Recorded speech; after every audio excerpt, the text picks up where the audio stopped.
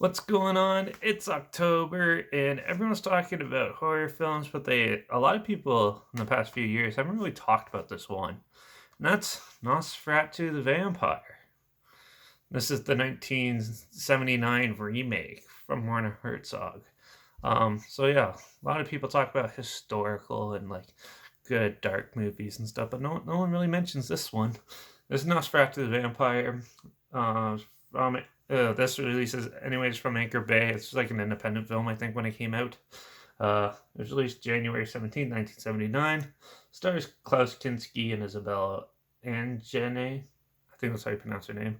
And it was written, produced, and directed by Warner Herzog, who's also the guy behind My Best Friend, Grizzly Man, um, Aguirre, The Wrath of God, and Fitz Carlotto.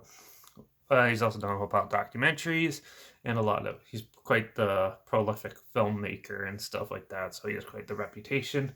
And it had a budget of $1.4 million around there.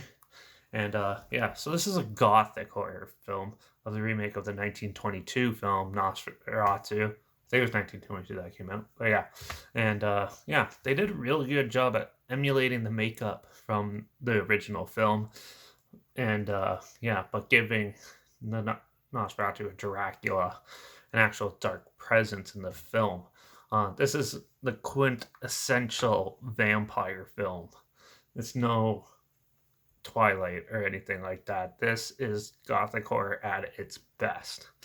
You get a lot of like the shots of like of Van Helsing, who in this one doesn't really believe in the Dracula and like vampires and stuff, is on a quest to find out. So he's basically goes to Transylvania, goes to the castle, and like just like the first half of him traveling there is like watching a moving painting and stuff like that is very cinematically well done. And the cinematography in this film is absolutely astounding. I loved it. It does have like a little bit of a cheapy feel compared to other films, but for like a European release, like a worldwide release, it's pretty nice and love like the historical aspect of it. It takes place in like the 1800s or something like that, and yeah, and just like the dark story, it's the typical vampire story you get. You get your cliche like can't be in sunlight, and all that fun stuff with vampires and that was done with quite the dramatic effect. There's a lot of great acting in this film too, and all the characters are well conceived and well written, with like really good story arcs and everything, and it just all vibes really well. The one thing that's missing from this film, though, is it's not scary at all. It's dark. It might be a little disturbing to some people, but there's no scares or anything like that. It's not like The Exorcist or anything like that. It's more of just like a dark gothic piece, sort of like some of the old Hammer films and that.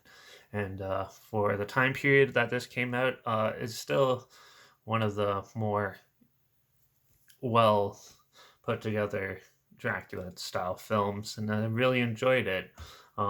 There is a lot of good like character uh, interaction with Dracula because they actually make Dracula talk in this one, and some really good dark settings when they interact with them.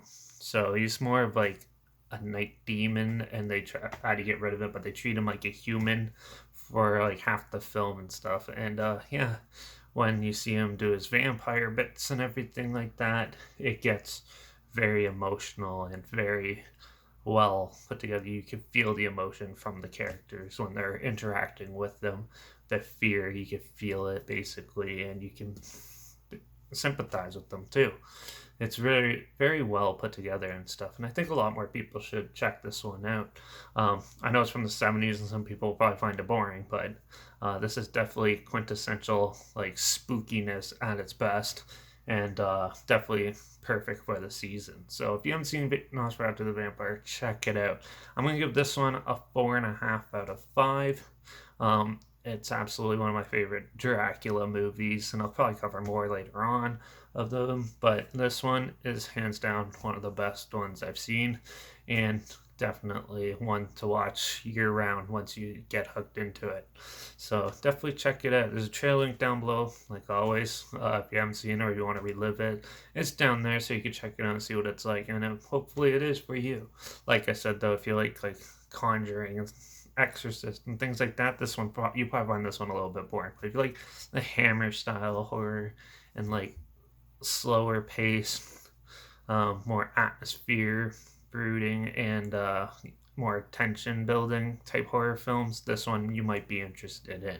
Definitely check it out though, it's really good. Um, yeah, so yeah, that's all I got for my opinions for Nosferatu the Vampire. I absolutely adore it and definitely wanted to just come on here and mention it because I noticed a lot of people have been talking about it in the last few years. So trying to breathe new life into it. Hopefully we get something cool and unique like that sometime in the future. Maybe new. Maybe it'll encourage some young filmmakers to make stuff more this way and try the new direction than all the stupid jump scare constantly crap. So yeah, Nosferatu is a great film though. Definitely check out both of them, but this one is definitely one of my favorites. So yeah, that's that. Make sure you like this video, share it so more people are aware of it. Comment your opinions of the film down below if you've seen it. Let me know what you thought. If you have any horror films you want me to do in the next month or two, or you want to hear my opinions on any other films at all, comment them down below. I'll try my best to get to them as soon as I can, and if I can find them. Also, make sure you follow me on Instagram, where I post clips of films I'm going to review in the future on my story. I usually have the film title and a hashtag and the subgenre film and a hashtag, so you're aware of it. Or you can also follow me on Letterbox. I'll link that down below. That's where I post my first initial rating, star rating out of 5 on there right after watching it. So yeah, so if you follow me on one of those to stay in the loop, yeah. And make sure you subscribe because you never know what I'm going to talk about next. I have a rough idea. There's a couple films I'm going to, and series and stuff I'm going to jump around to. So definitely got quite a few horror films lined up to talk about and scary Halloween type season movies to talk about and for you to check out if you haven't seen them. So hopefully you can find some good spooky stuff that you never thought of checking out together. And yeah, watch out for all those vampires out there this season. This is their time to shine. So definitely be careful walking around at night. You never know when you're going to run into one. So, but yeah, make sure you subscribe. And I guess I'll see you all in the next review, which will probably be up later on, probably tomorrow or something. So yeah, till then, cheers.